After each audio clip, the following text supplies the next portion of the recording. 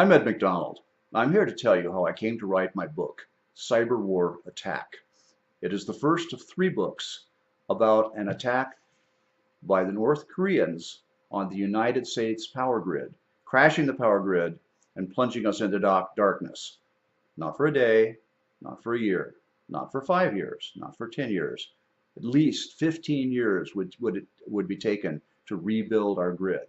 During that time, things would not be nice.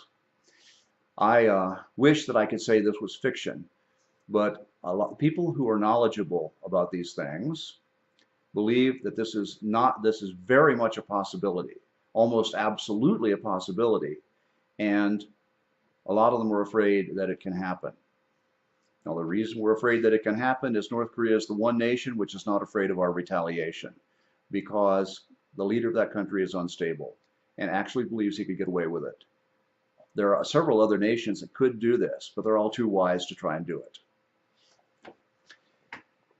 Cyber War Attack was inspired originally by a book Ted Koppel wrote called Lights Out, in which he detailed exactly how our power grid is constructed, who owns it, how they manage it, and what could be done to knock it down, what has been done to knock it down in the past, and how very, very vulnerable it is. It is a creaking, ancient system supporting a modern technological world, but it isn't up to be resisting any kind of invasion. Any attack on our power grid is likely to be successful. What would be disastrous is a carefully planned attack by a nation state, such as China, Russia, Iran, or North Korea. As I said, the North Koreans are the one most likely to do this. A carefully planned attack could knock down transformers all over the United States. And overnight, not just overnight, in 1 minute, we could find ourselves with no electricity and no hope of having any for a very long time. The purpose of my book is to ring the alarm and to make people aware that this is possible. Now, is there anything we can do to make it go away? Not really. Is there anything we can do to make it better? Yes. We can work to develop distributed power. Now, this ends up being a pitch for solar power, because solar power is not only clean, but it can be had at every home in the country. So if everyone had their own solar power, if everyone had their own backup systems. By the way, solar power and a backup system is called a microgrid. If you had a microgrid and the power went out, you could still have your air conditioning, you could still watch your television. What was the driving factors in your characters, and are any of them based on real people? Well, the best thing about characters is they're imaginary characters, but they're almost always based on real people. Uh, in my book, there are some good guys, bad guys, some people who are not sure who they are or what they are, people in between. We have a hero, the main character, that I like, but he's not a perfect person. He has a best friend who's a heck of a good guy. He has a daughter who's a very, very nice girl, but boy, is that kid in trouble. He has an ex-wife who is the ex-wife that many men like to get drunk and complain about. She's not a good character. And the ex-wife's boyfriend is really menacing his daughter. But does he know it? No, because he's 500 miles away. So while he's trying to save his village, the imaginary town of Tortolita, which I created, which exists north of Tucson. And you say, why Tucson? Because I live there, and it's always good to write about things you know. So I wrote about a city I know. He's in Tucson, 500 miles away in Flagstaff. His poor daughter is in all kinds of trouble, and he has no idea. So as the attack progresses, and no one having any idea how soon it's going to come, more and more he begins to have feelings of unease. Is my daughter safe? That is the essence of my book. What author would you say your style is based on? I would say I do everything I can to steal style from Tom Clancy. He's my hero. His books are fascinating, and they're factually based. How long did you spend writing this book? 4.5 months. What was the most difficult part about writing in the process? The most difficult scenes to write for me where where all these menacing characters, pimps and drunken louts at a bar, are attempting to make sexual assaults on this poor girl who's been dragged in there by her mother's boyfriend. Uh, I understand these things, but it hurt me so much that I was putting this imaginary girl in this situation. I was actually embarrassed to write it. Did you hide any secrets in your book that only a few would understand? I had one secret in the book that only my brother will understand. How many hours do you write when you're in the writing process? Well, I have a family, and so I have various responsibilities during the day because I have two young children, but anywhere from 4 to 10 hours a day.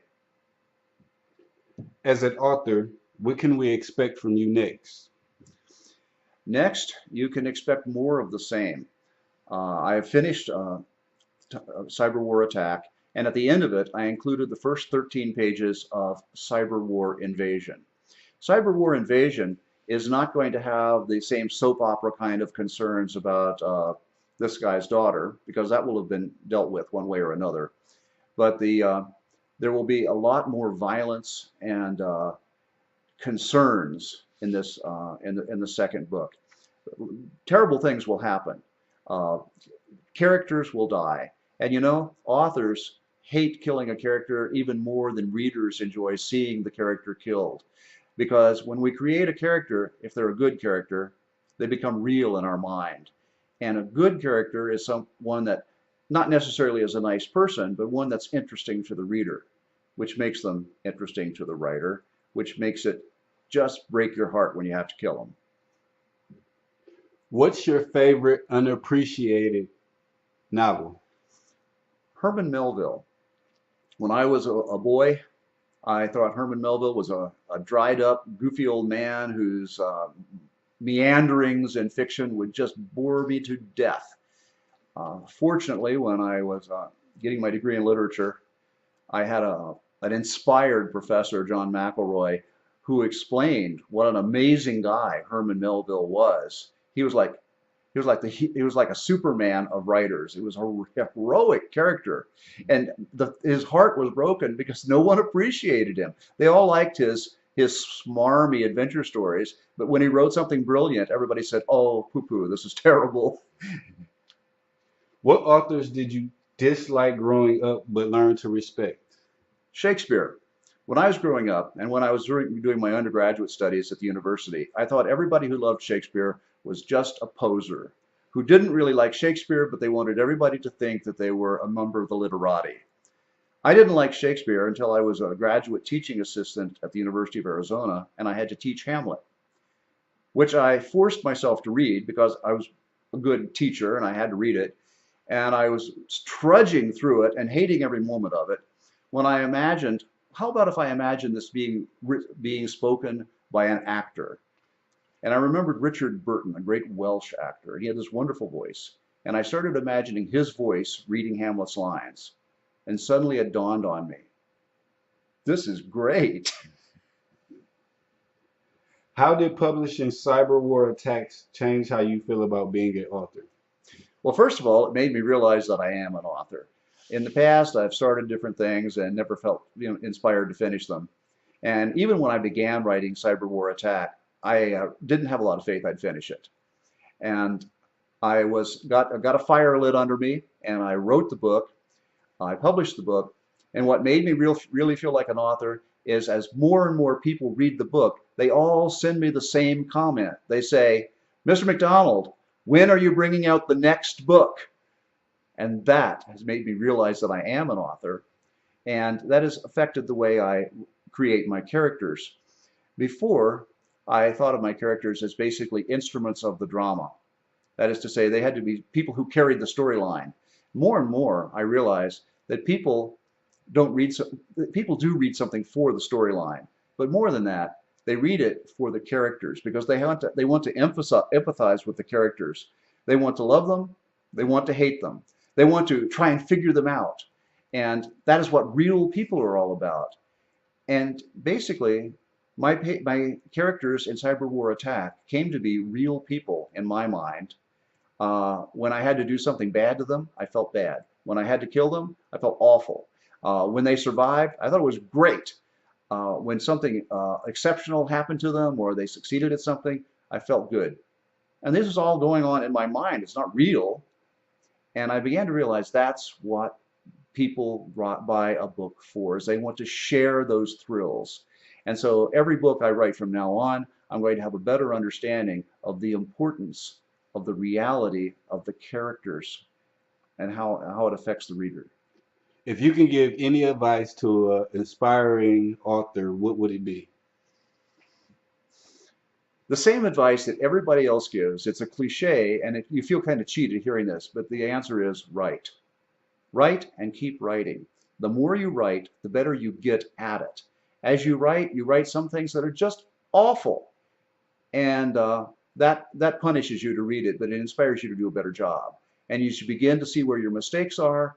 You begin to eliminate those mistakes, and your writing becomes better and better. And that writers have to write. They have to work, make friends with other writers, look at each other's work, criticize each other's work, help each other. And as other writers help you, you become a better writer.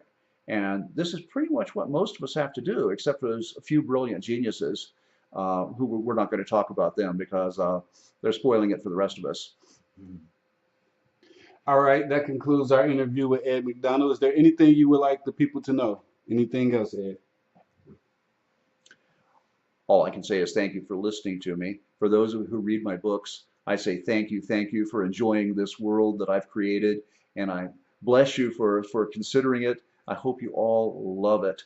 And if you have anything to write to me, you can write to my website, author@edmcdonald.net. You can go to my website, edmcdonald.net, read my blog, and stay in touch. If you have something to tell me, I actually want to hear it.